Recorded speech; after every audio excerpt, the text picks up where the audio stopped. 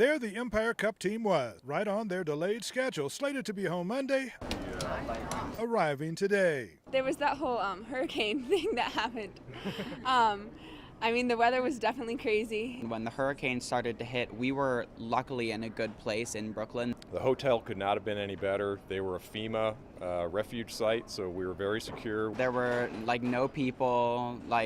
Normally the city that never sleeps, constantly moving, was just empty. We were able to walk partially over the Brooklyn Bridge the last day we were there, and you could just kind of see how we saw the Manhattan skyline, and it was dark. Our hotel had a generator and a backup generator for that generator, so we never lost power or water. It's definitely an unforgettable experience. For these kids, it was truly a trip of a lifetime, one filled with concern, especially from their parents. My mom was pretty low-key about this. I know not all of the parents were that way.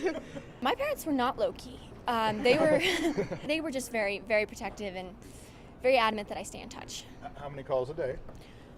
One on the top of every hour. So there wasn't a lot of danger to us. So as far as inconvenience goes, I guess just not being able to leave where we were.